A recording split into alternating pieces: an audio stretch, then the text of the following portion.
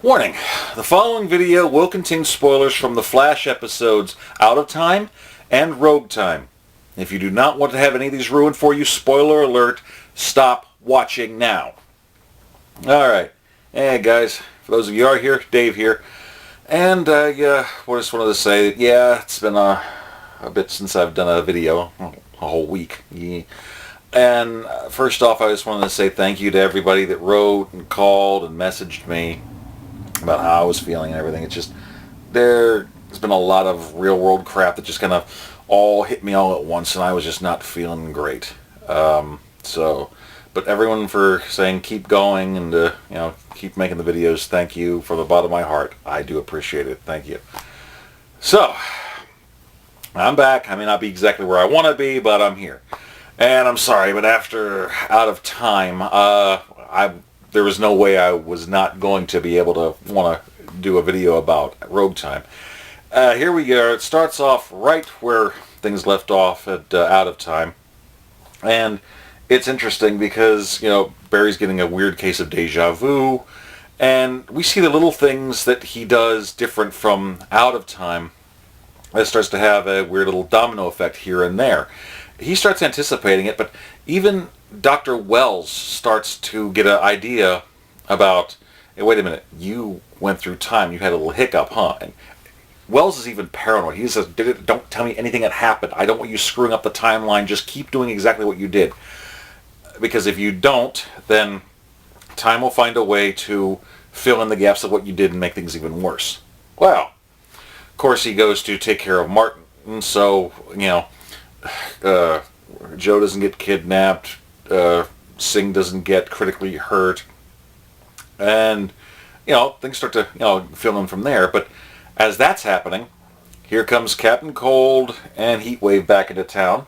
They declare themselves the new Dons, and it's interesting because they're still making a power play despite the fact that they've lost their hardware apparently. So later on, we get to find out other weird things. Linda apparently realizes that Barry is not necessarily in love with her, and it's obvious to see who he is in love with.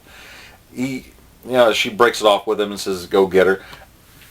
And the little things start to line up where Barry tries to set up things to talk with Iris, and little meetings with the other investigative reporter guy starts to fall in. Barry actually cuts in and knocks that out. So the dominoes really start to fall apart in a lot of areas here. Eventually, though, we do see little things that apparently the thing that would have kept Cisco from going to his brother's birthday party never happens. So Cisco and Caitlin go to that and find out just how much the Ramon family really values his older brother. And there's a lot of tension and stuff there. Later on, Cisco meets up with Barry at a bar, and eventually a woman comes up to Cisco, and things look incredibly fortunate here. Unfortunately, you know what they say about things that are too good to be true usually aren't. That's exactly what happens here, and this is how we get introduced to Lisa Snart. So apparently, since they knew who Cisco was, they used him to, and also kidnapping his brother, as leverage to have him make up new weapons for both Captain Cold and Heatwave, as well as a new golden gun for his sister. As they have a little heart-to-heart, eventually try to break out, that doesn't go very well, and Cold puts him in a situation where he says, "I will let you and your brother go on if you answer one question. Who is the Flash?" It was really kind of funny because I was talking to some friends of mine about that, and like, yeah, it looks like Cisco's been kidnapped and may have to give up Barry's identity. And they said, but Cisco would never do that. He'd rather die. And this was just fresh off of Out of Time, so I'm like, it's not the first time. Okay, I know, I'm a sick son of a bitch. I know, I get it. Sorry. But, I digress. While this is going on, Barry tries to profess his love to Iris. That falls through horribly, and she's like, "No, I'm with Eddie here, so that's not going to happen." Some major stuff goes down at a casino to try to test the new weaponry, which seems to go okay. But then Cold pulls the whole thing that we've got your friend Cisco, and if you ever want to see him alive again, you're going to let us go. Yeah, so he's kind of forced to. And it looks like Cisco does end up kind of giving up the ghost as far as for who Barry really is. His brother's life was on the line, and it was just, he was put in a horrible situation. And what we get to see there is Barry's, Cisco's getting ready to freaking walk out, and Barry's, trying to console him. Even Wells takes him to the force field room.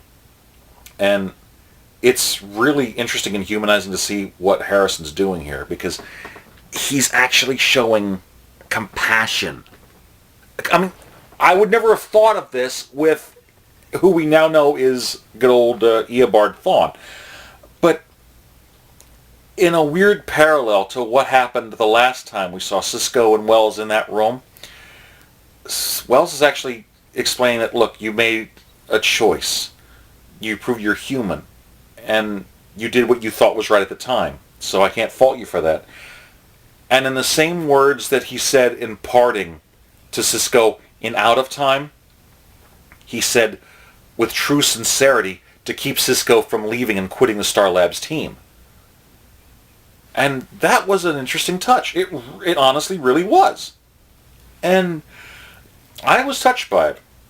And then, of course, we have the big heist going on that has the confrontation between Cold, obviously now knowing who Barry is, and Barry himself. And it's interesting because, well, it's a cat and mouse game, but we get to start to see the makings of how honorable Snart actually might be. And words like Rogues Gallery gets dropped, and rules essentially being set up if they're going to operate and do their thing. Because it's tit for tat, basically. He can't just get locked up because a video feed will go out telling the world who Barry Allen really is.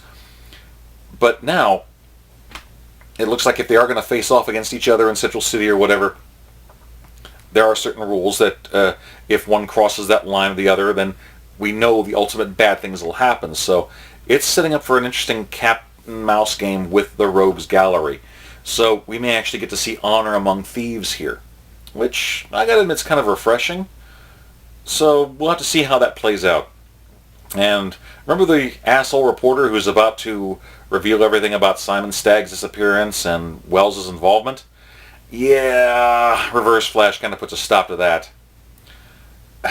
And he's got to hand it to him, literally. But, so that gets taken care of. Hard drives get erased, and looks like the story of the century won't happen. And in a moment where Barry and Wells are having a kind of a heart-to-heart, he starts to talk about something, bring up the thought about Simon Stagg disappearing, but finding a little news story where that news reporter had actually disappeared. Kind of lets it go, but we start to see the first real chinks in the armor between Barry and Wells on Barry's side. And the little end credit scene thing essentially says Barry starting to be suspicious about Wells, and maybe there is something more sinister to him. So that's where it leaves off, and next week, of course, we're going to get to see the Trickster. So it's going to be interesting seeing some old new stuff there, with Mark Hamill reprising his role as the Trickster, but how much of it's going to relate to the old 90s TV show where there was no Flash back then, it's going to be kind of iffy. There's going to be a lot of fan service, I think, in that. So that should be interesting. I'm not sure if I'm going to make any episodes of or videos on Arrow for coming up tonight. Yeah, it's the Arrow versus the Atom, which, whatever. It's just, I know that Ray Palmer is a gadget guy, but what gets me is, why? Why is the CW doing this? I know there's a few tech-based guys that have armor and whatnot, but they're usually like steel or based like that. They can't really do anything with Superman with it, but it's just frustrating to see, of all the things they've done to Ray Palmer, making him essentially a flat-out, he's not just ripping off Tony Stark and Iron Man with that armor. The design of the armor. Do a Google search for Valiant Comics and XO Man of War. You will find that the design that they've used for the Atom armor, which is a takeoff of the OMAC, whatever, is ripping off that. Okay, DC, you can't even borrow from your own library. You've got to rip off from both Marvel and Valiant at the same damn time. I'm sorry, but that's just stupid to me. So, I do apologize for a little bit of language there. Let me put a warning in there if I thought I'm going to excessively drop anything, but I get excited. So, please, guys, thank you so much for the good words. Thank you for keeping me going here.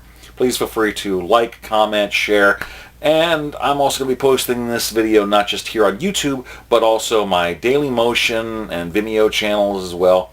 Don't think I'm going to need to post anything on my my video.de, but see, I've got channels I've got channels elsewhere, so I can post things that may not be fully YouTube appropriate. You might be able to find links down here. So please feel free to check those out as well. There's a lot of faces that many faces that Dave has, so yeah, hopefully you get to like something there. All right, guys, thank you so much for the kind words, and I'll hopefully be making more videos here again in the future. Thank you so much. Peace. Yum yum.